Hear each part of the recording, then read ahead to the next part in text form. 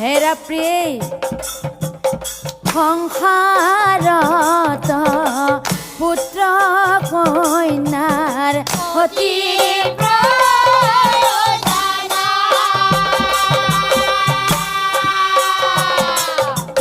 সন্তান অবিহনে আমাৰ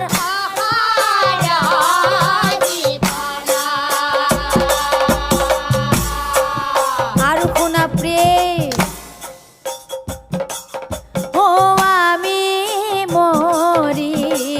গলে কোনে দিব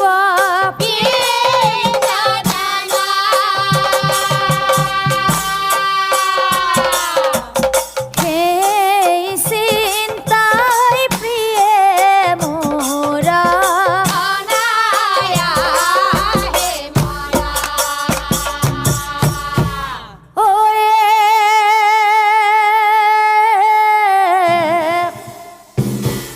ভারজার সঙ্গে যায় পাশে করে আলোচনা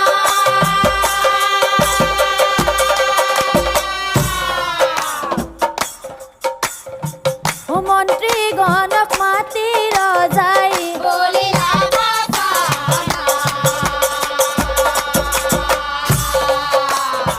ও মন্ত্রী গণক মাতি রজাই শুনা শুনা মন্ত্ৰীগণ হেৰা মন্ত্ৰীগণ চলি যোৱা এটিখন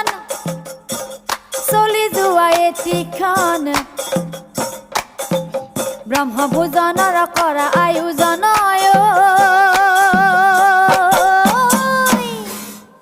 যোৱা সবে নকৰি পলম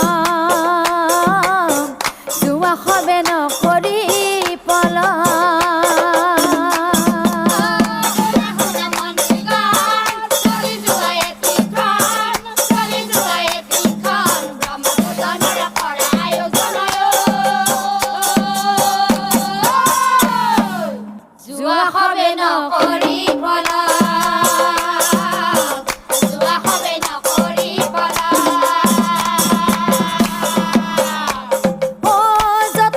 বিপ্ৰগণ দিয়া যায় নিমন্ত্ৰণ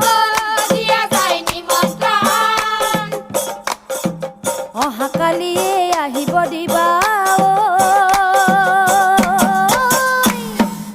দান মই কৰিম জানে জান দান মই কৰিম জানে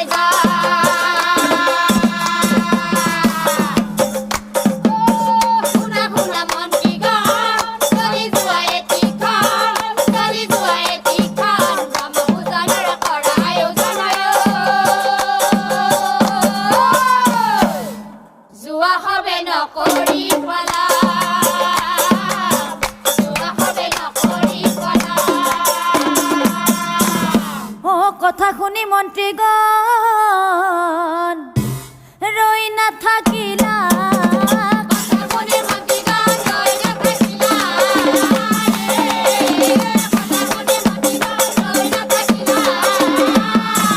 গোটেই ৰাজ্যৰ বিপ্ৰগণক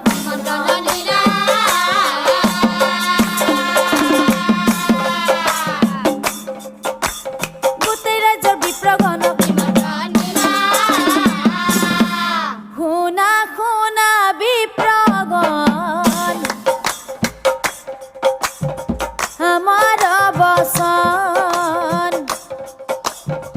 হেৰা বিপ্ৰগণ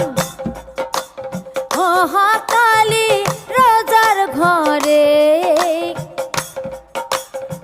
দিল নিমন্ত্ৰণ দান দক্ষিণা দিব ৰজাই পুণ্যৰ কাৰণ সকলোৱে লগে ভাগে কৰিবা ভোজন সকলোৱে লগে ভাগে কৰিবা ভোজন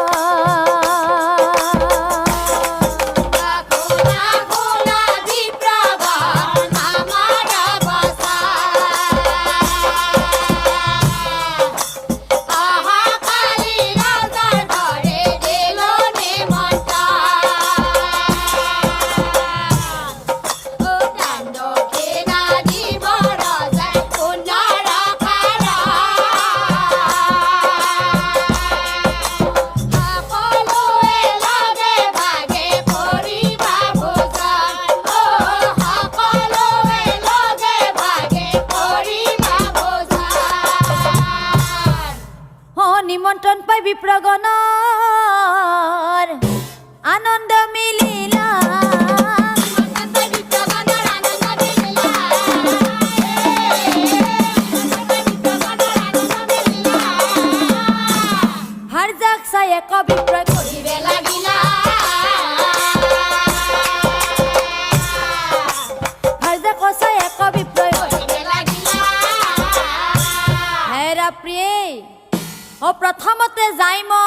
উপস্থিত হম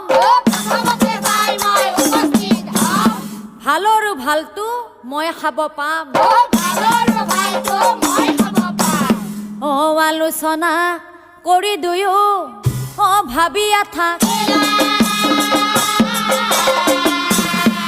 অনন্তৰে শুনক পছে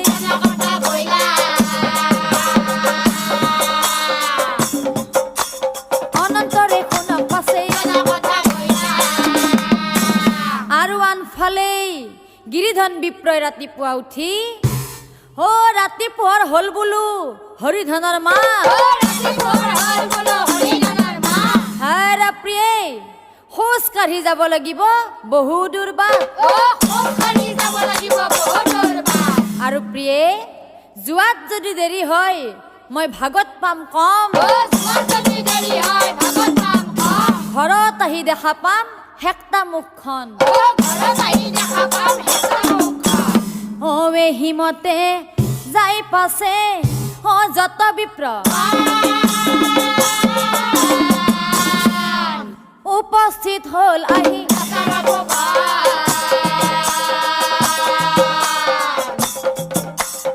উপস্থিত হল আহি আজি ৰজাৰ ঘৰে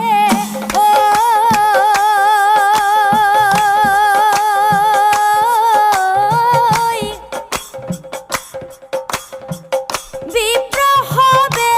ভৰি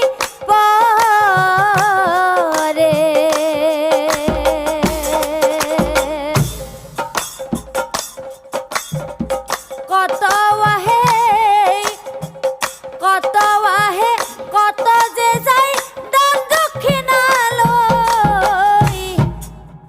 আনন্দৰ উঠি গ'ল আনন্দৰ উঠি গ'ল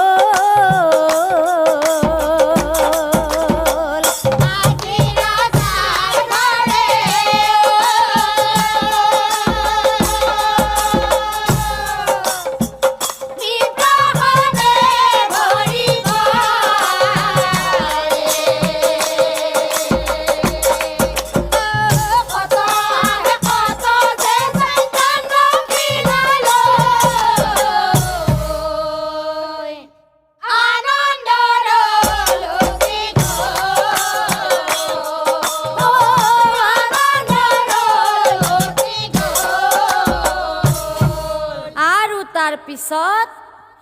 দান দক্ষিণালৈ বিপ্ৰ আহে ঘৰলৈ মনে মহানন্দ পাই ধন ৰত্ন আশীৰ্বাদ দিয়ে ৰজাক হওক পুণ্যৱন্ত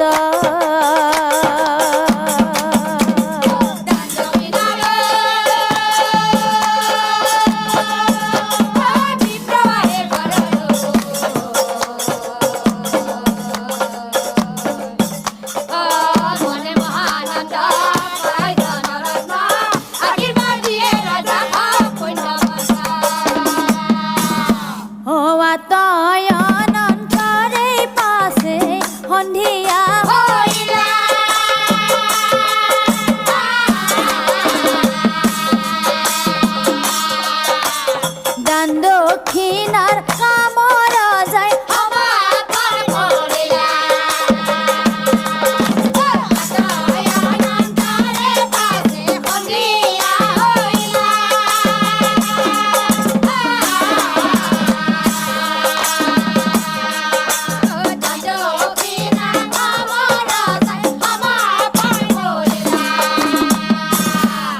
ভাৰ্যা সংগে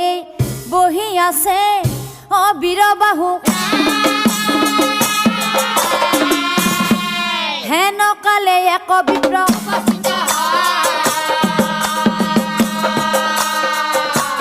হেন কালে এক বিপ্ৰ শুনা মহাৰাজ কৰো নিবেদন পলম হলা হতে মোৰ তুম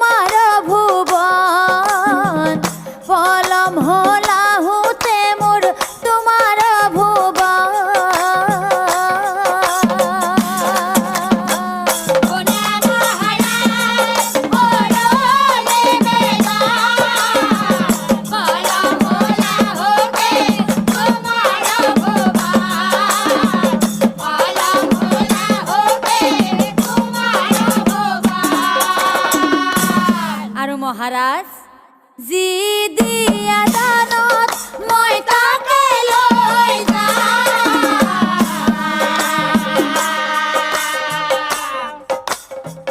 খোৱা লোৱাৰ বাবে মই নকৰো পলম খোৱা লোৱাৰ বাবে মই নকৰো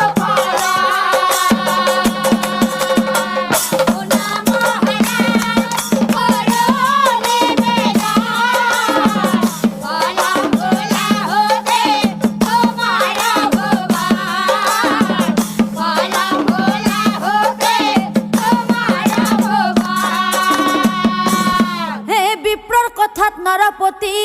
মহাক্ৰোধ কৰি পঢ়িবে লাগিলা ৰজাই ই কলি তই ঘৰত নাছিলি আৰু তই পলমকৈ আহিলি যি দিও তাকে লৈ যাবি ঐ ৰাতিপুৱাই আহি খাই বৈ নিচ দাঙিব নোৱাৰা কৰি আৰু এতিয়া পুনৰ লোভতে আহি কৈছ তই ঘৰত নাছিলো বুলি আৰু শুন লোভিয়া ব্ৰাহ্মণ তই জানি আছো মই সঁচাকৈ যি দিও তাকে লৈ এহি বুলি ঘোঁৰা খালে চলিলাৰা ঘোঁৰাৰ গোবৰ ব্ৰাহ্মণক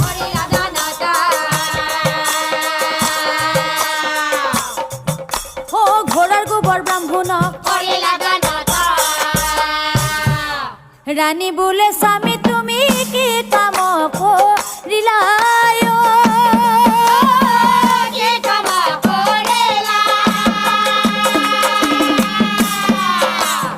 স্বামী ঘোড়াৰ গোবৰ আনি তুমি কি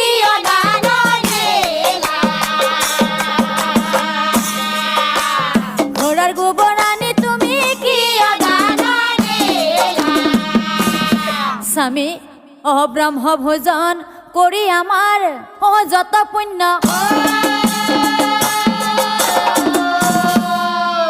ঘোঁৰাৰ গোবৰ দানে আমাৰ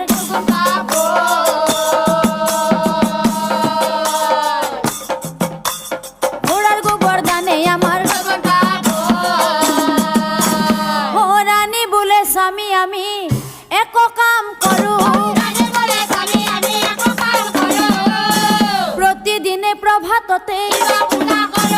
প্ৰতিদিনে প্ৰভাততে আৰু এহিমতে শিৱ মন্দিৰে যায় ৰজা আৰু ফুল আনি দিয়ে সদায়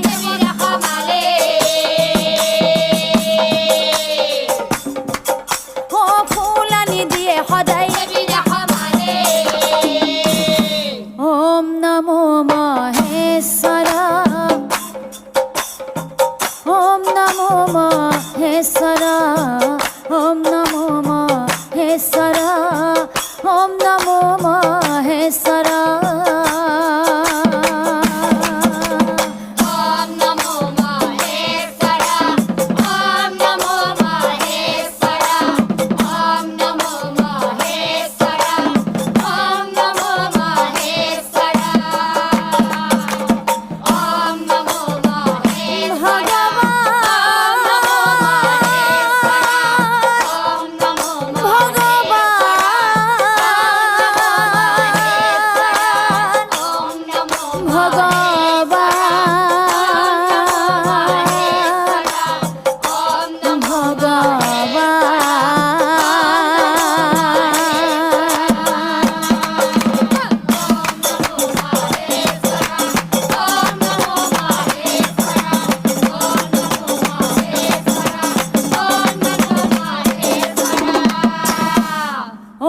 হিমতে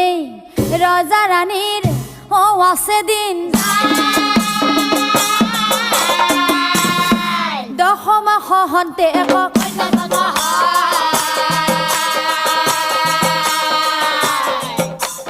দশমা সহন্তে একক কিন্তু এদিনাখন সেই ৰজাৰ ফুলনিত ও একদিনা ফুল নাই দেখিলন তো মালি ফুলবোৰ চোৰ কৰি ৰজাৰ ওচৰে যায় সকলোকো কথা শুনি নৰপতি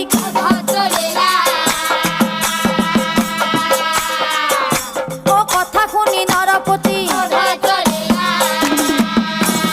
কোন মহাপাপী আহি আমাৰ বাগানৰ পৰা ফুলবোৰ নিচা চুৰি কৰি বন্দী কৰিব লাগিব তাক বাগানৰ মাজত শিৱলিংগ স্থাপন কৰি আৰু এই হিমতেই শিৱলিংগ স্থাপন কৰে ফুলৰ বাগানে তাৰ পাছে কিনো হইলা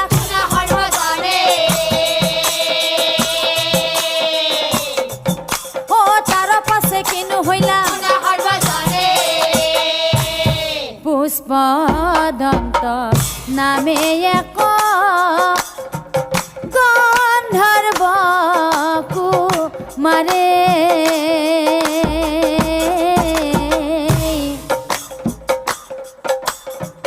ফুল ছিঙিবা কৱাহে ৰজাৰ বাগানে পুষ্পদন্ত নামে এক গন্ধৰ্ব কুমাৰে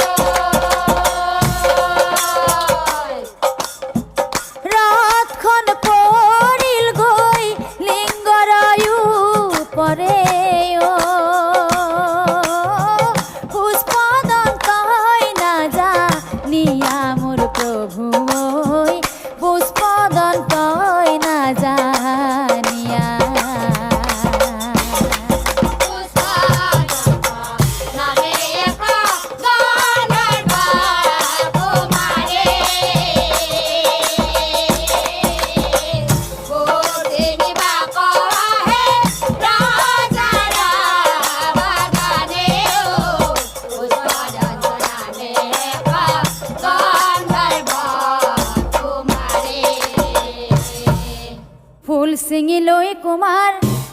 ৰথত উঠিলা কিন্তু কি আচৰিত লৰচৰ নকৰে ৰথ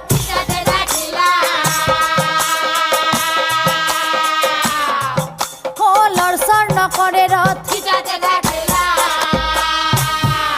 নানা উপায় কৰিলন্ত গন্ধৰ্ব কুমাৰে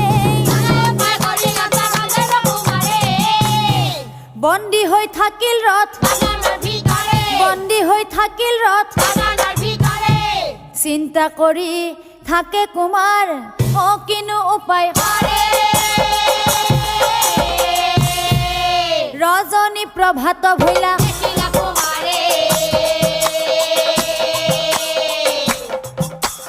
ৰজনী প্ৰভাত ভৈলা আনফালে পিছদিনা প্ৰভাততে মালিয়ে ফুলনি বজাই দেখিলন্ত মানুহ এক মানুহজন দেখি মালি একে থিৰে হাঁহি হাঁহি মালিয়ে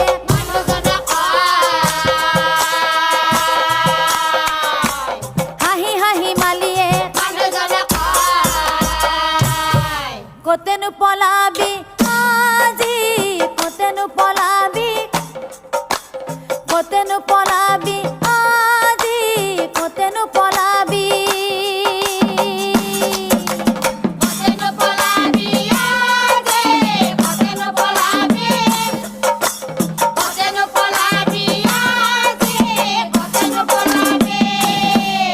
তই মনে মনে আহি ফুল কর চুরি তই মনে মনে আহি ফুল কর চুরি তারে মজা আজি পাবি কতেনো পলাবি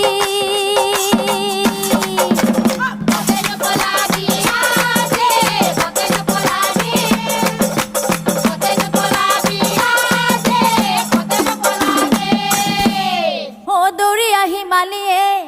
ৰজাক কহিলা হাঁহি হাঁহি নৰপতি হাঁহি হাঁহি নৰপতি অ কুমাৰৰ ৰূপ দেখি অ ভেবা লাগি হেৰা বোপা কোন তুমি কি নাম দিয়া পৰিছা কোন তুমি কি নাম দিয়া পৰিছা তেতিয়া গন্ধৰ্ব কুমাৰে ৰজাৰ ফালে চাই কৈছিল শুনা ৰজা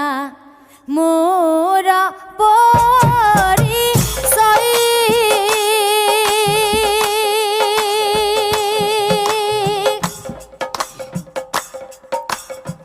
পুষ্পদন্ত নাম মোৰ স্বৰ্গৰ কুমাৰ মই শুনা ৰজা মোৰ পৰিচয়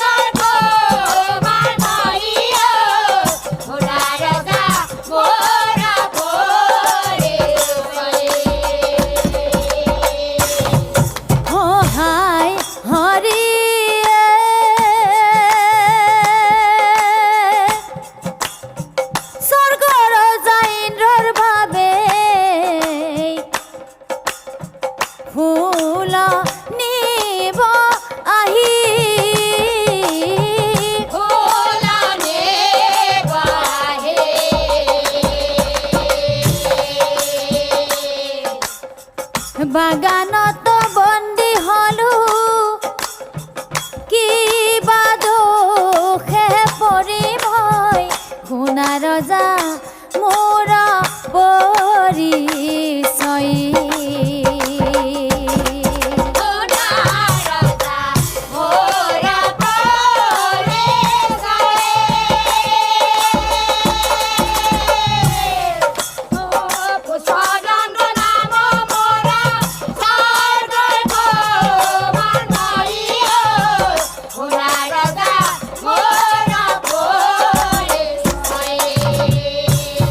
মহাৰাজ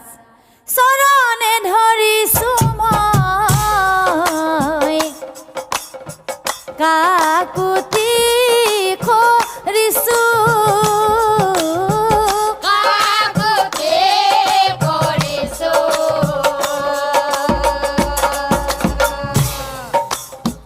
ক্ষমা কৰা ভুল মোৰ সত্য কৰি কলো মই শুনা ৰজা মোৰ পৰিচয়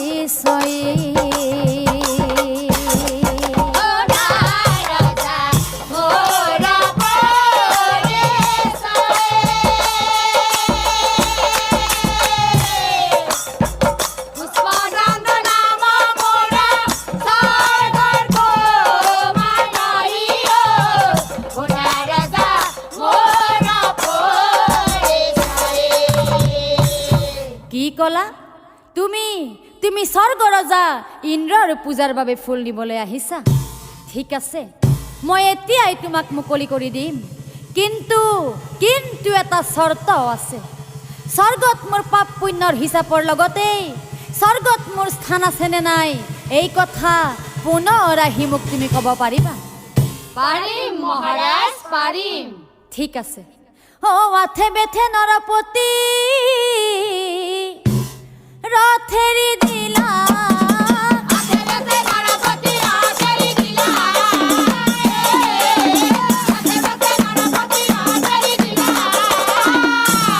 কিন্তু কি আচৰিত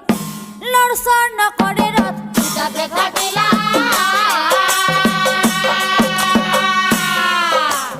লৰচৰ নকৰে ৰথ। তেতিয়া সেই গন্ধৰ্ব কুমাৰে ৰজাক চাই কৈছিল, মহাৰাজ এই ৰথ এনেকৈ নচলে মহাৰাজ। যোৱাকালি যি নাৰীয়ে একাদশী ব্ৰত কৰিছে পালন, তেওঁৰ স্পৰ্শ পালেহে এই ৰথ কৰিব গমন। ও কথা শুনি বীৰবাহুই স্থিৰ কৰে মন, দূতগণক মাতি ৰজাই দূতগণক মাতি ৰজাই শুনা দূতগণ, তোমালোকে যোৱা ৰাজ্যত বিচাৰ কৰি চোৱা। যোৱা ৰাতি যিজনী নাৰীয়ে একাদশী ব্ৰত কৰিছে পালন, তেওঁক লৈ আহা হবে নকৰি পলন। ও কথা শুনি দূতগণ তেখনে চলিলা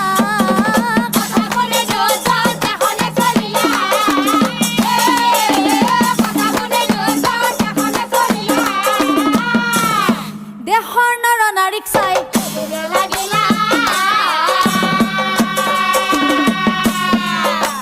দেশৰ নৰ নাৰীক চাই এহিমতে দূতগণে সোধে জনে, কিন্তু সকলোৱে কয় যোৱাকালি ব্ৰত আমি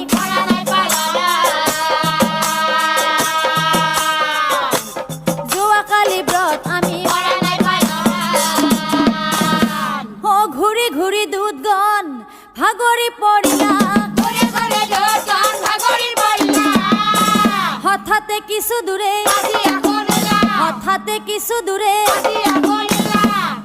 কাক সোধো বুলি দূতে ইফাল সিফাল কিছু দূৰে মানুহ এজন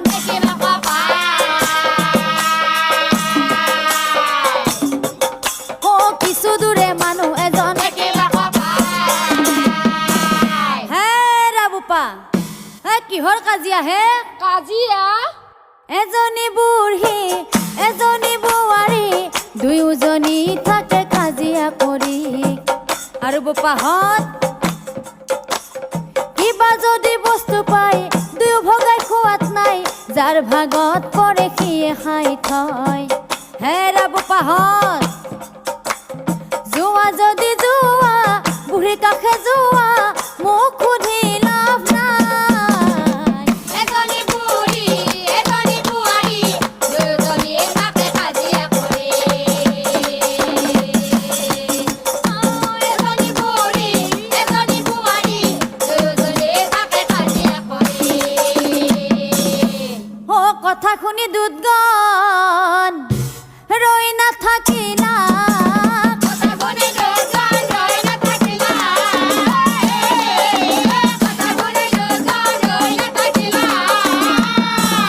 আৰু লগে লগে শাহু বোৱাৰীৰ চোতালত উপস্থিত হইলা। শাহু বোৱাৰীৰ চোতালত উপস্থিত হইলা। ভাইহঁতৈ ঐ বা কি কাজিয়া কাজিয়া ভাইহঁত আমি এটা কাম কৰোঁ দে, বল আমি আগতে অলপমান কাজিয়া চাই লওঁ। বল বল বল বেছি কথা নকবি মোৰ শাহু আই, হেয়া হেয়া তোৰ কথা সকলোবোৰ জানি আছো মই। হেয়া হেয়া শাহু আই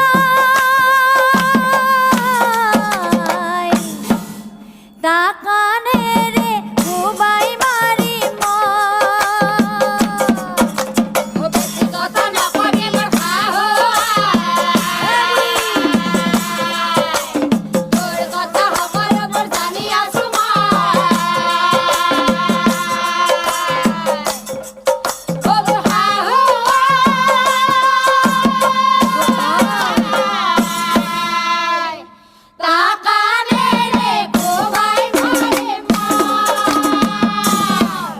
ভাইহঁতই ওই আমি এটা কাম কৰো বল কি কাম এই বুঢ়ী মৰাৰ আগতে আহা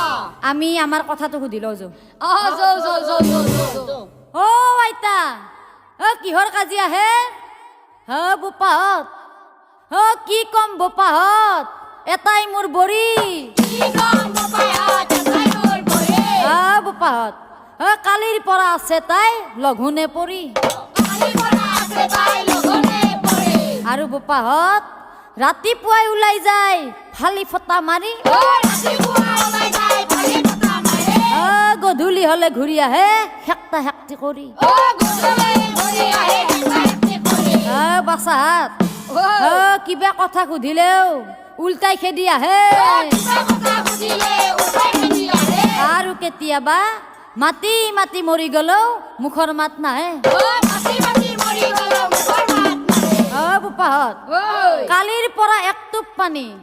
বেটি মুখত দিয়া নাই ও কালি পড়া একটু পানি মুখত দিয়া নাই দুটামান গুড়া আছিল তাকে খাইছো মই ও দুটা মান গুড়া আছিল তাই তোমার কথা শুনি দুধগণৰ আনন্দ মিলিলা কথা শুনে জনৰ আনন্দ মিলিলা কথা শুনে জনৰ আনন্দ মিলিলা ভাইহঁত ওই বোৱাৰী কালিৰ পৰা একো খোৱা নাই হওয়া নাই তাৰমানে লঘোণ ও লগো আৰু লঘোণ মানে আমাৰ সেই বস্তুটো ও বস্তুটো ভাইহঁত ঐ। বল বল বল বল বল বল বল বল বল বল বল বল বল বল বুৱাৰীক লৈ হবে বাগানে চলিলা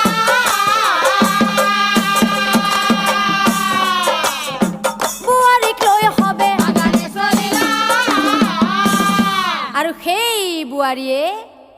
স্পৰ্শ কৰা মাত্ৰেই ৰথ আকাশে আনন্দিত মনেৰ যায় ঢেউ ভজিলা আনন্দিত মনেৰ যায় ঢেউ ভজিলা আৰু কিছুদিন পাছত একদিনা গইলা ৰজাই ৰাজ্য চাহিবাক কৰিলা কৰিলা ৰাজা চাহিবাক হেনকালে পুষ্পদন্তই দৰি হনা হেনকালে পুষ্পদন্তই দৰি হনা তেতিয়া পুষ্পদন্তই ৰজাৰ ফালে চাই কৈছে শুনা শুনা মহাৰাজয়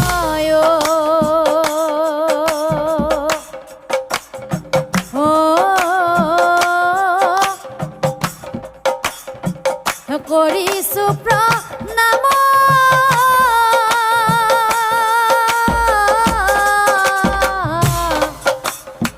মহাৰাজ তোমাৰ সম পুণ্য মান নাহি ত্ৰিভুৱনে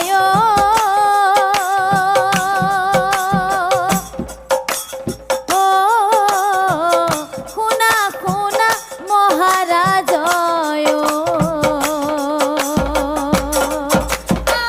কোনা কোনা মহাৰাজ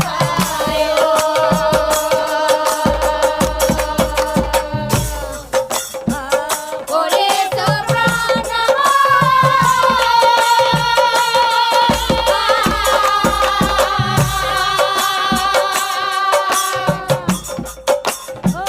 তোমাৰ হাওয়া ভুইল বড় নাহি দেব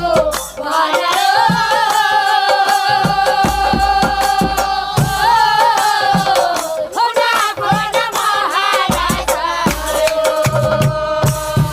স্বৰ্গত গৈ মই কি দেখিলো জানা মহাৰাজ তোমাৰ বাবে স্বৰ্গপুৰে আছে সিংহাসন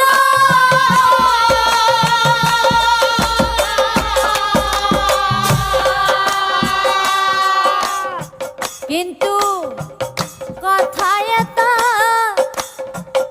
কথা এটা কওঁ মই শুনা দিয়া মনয়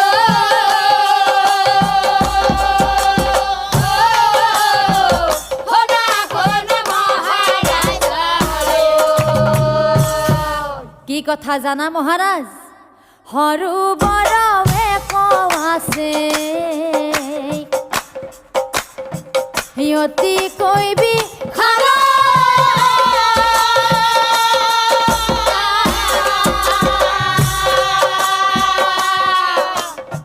আৰু সেই সৰোবৰৰ মাজত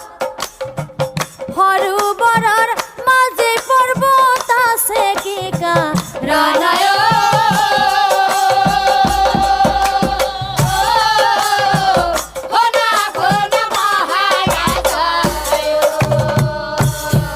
ও কথা শুনি নৰপতি আচৰিত হইলা কুমাৰক চাই পাছে কুমাৰক চাই পাছে অ কোৱাচোন গন্ধৰ্ব ঐ আৰকা সৰোবৰৰ মাজে পৰ্বত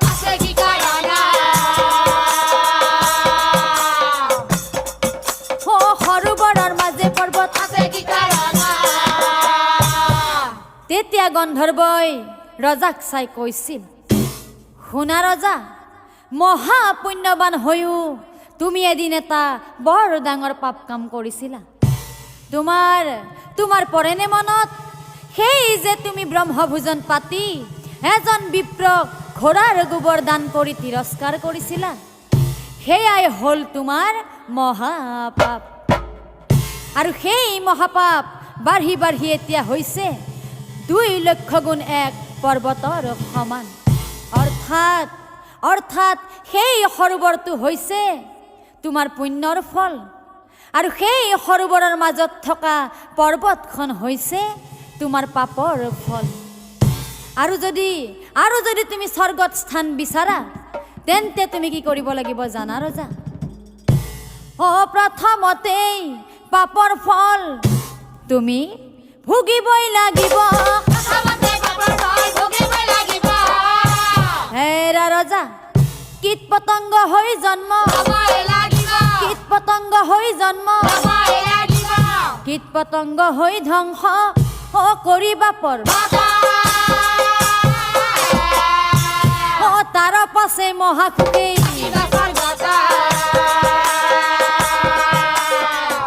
ও তাৰ পাছে মহাসুখেই আৰু শুনা ৰজা কীট পতংগ হৈ তুমি জন্ম ধৰাৰ আগত যদি এই পাপ কৰিব খুজিছা খণ্ডন তেনেহ'লে তুমি তোমাৰ নিজ কন্যাক কৰিব লাগিব হৰণ মনত ৰাখিবা ৰজা যিমানেই তোমাক প্ৰজাই নিন্দা কৰিব সিমানেই তোমাৰ এই পাপ খণ্ডন হৈব ও এহি বুলি গন্ধৰ্বই ও স্বৰ্গে চলি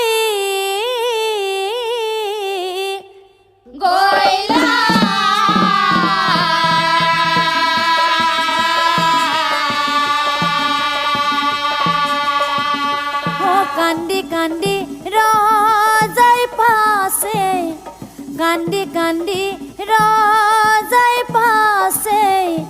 ও ভাবিবেলা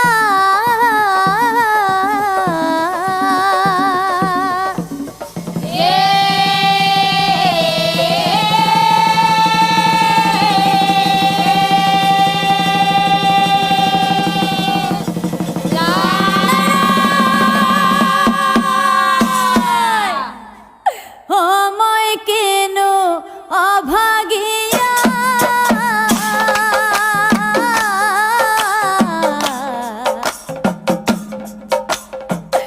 কি কাম কৰিলো মই ব্ৰাহ্মণক ঠগিয়া হে প্ৰভু ভগৱান ক'ত থাকিম নিজ কন্যাক হৰণ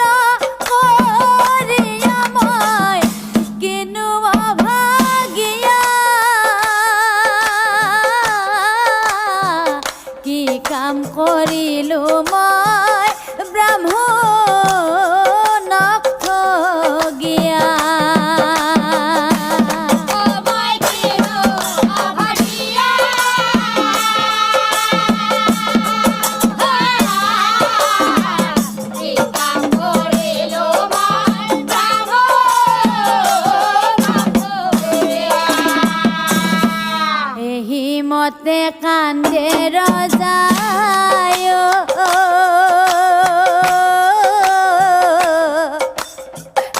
কি কৰো পাৰি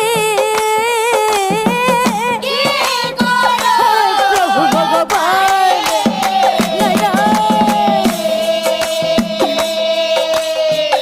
কেনে কৈনো কওঁ মই কৈ নাৰাগে যাই মই কিনো আভানিয়া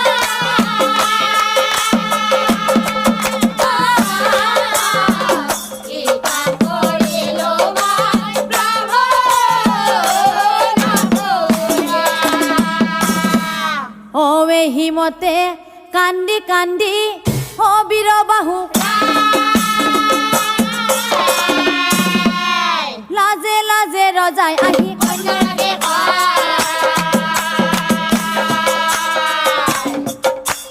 লাজে লাজে ৰজাই আহি অন্তৰকে কথা শুনি ৰাজকন্যাই বৰ মাহত হৈলাই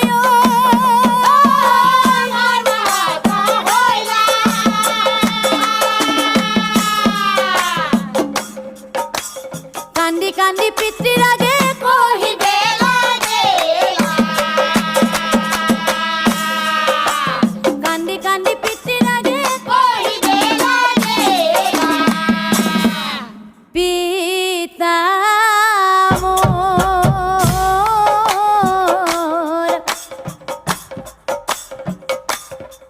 শুনা পিতা নকৰা সংশয়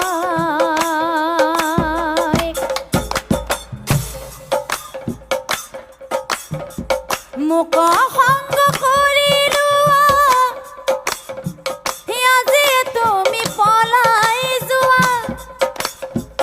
মোক সংগ কৰিলো আজি তুমি পলাই যোৱা তোমাক পিতা সহায় কৰিম মই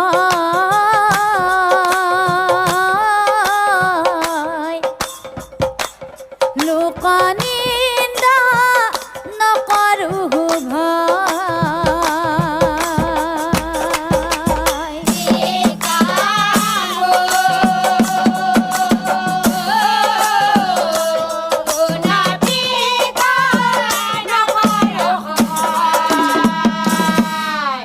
পিতা স্বৰ্গ পিতা ধৰ্ম পিতা হে পৰম দেৱ পিতৃবিনে সংসাৰ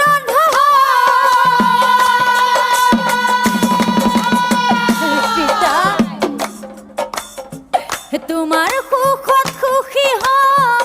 তোমাৰ দুখত দুখী হম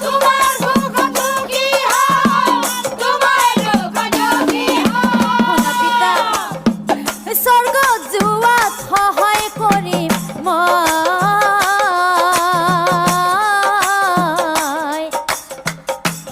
লোকনিন্দা নকৰো ভয়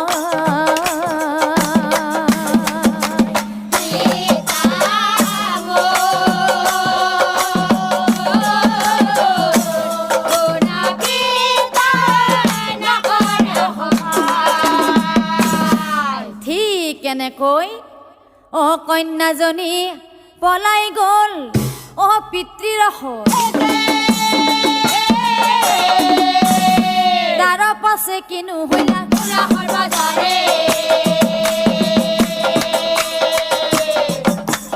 তাৰ পাছে কিনো হইলা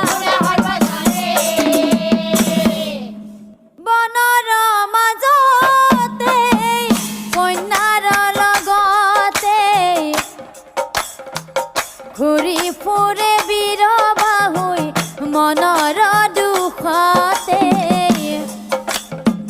খণ্ডন কৰো কেনেকৈ পাপ ভাবিয়া মই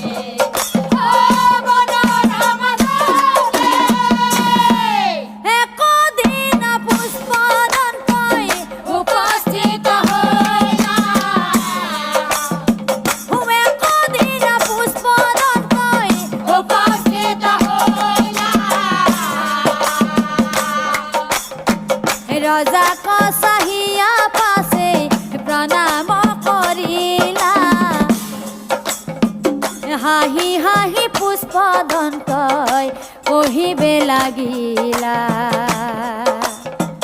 বনৰ মাজতে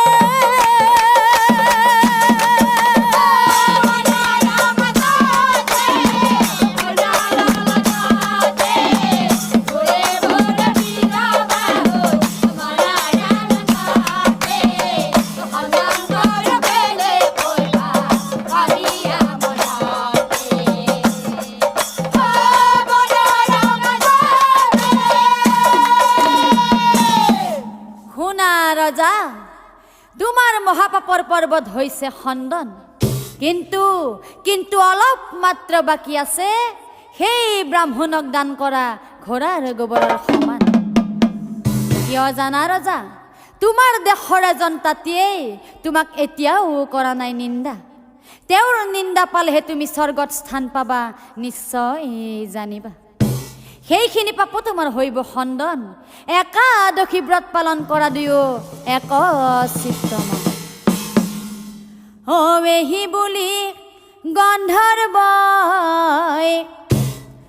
স্বৰ্গে চলি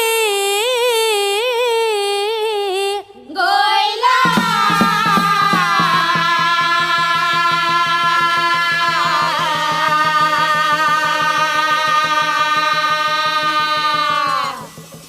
একাদশী ব্ৰত আহি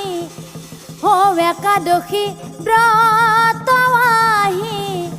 হৈ উপস্থিত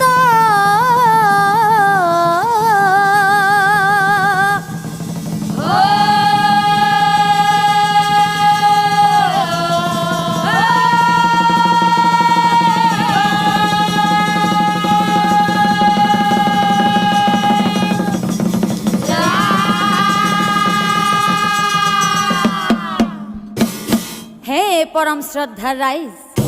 সেই বীৰবাহু ৰজাৰ দৰে আমিও আমাৰ সমাজত উচ্চ নীচ জাতি ভেদ ধনী দুখীয়া বিচাৰ কৰোঁতে বহুত পাপত নজনাকৈয়ে লিপ্ত হৈ পৰোঁ। সেয়েহে কোৱা হয়, এটি এটি খোজত বন্ধু 100 বাৰ ভাবিবা, কাৰণ যেনে কৰ্ম তেনে ফল এদিন ভুগিবা। যেনে কৰ্ম তেনে ফল নিশ্চয় ভুগিবা। কন্যাৰ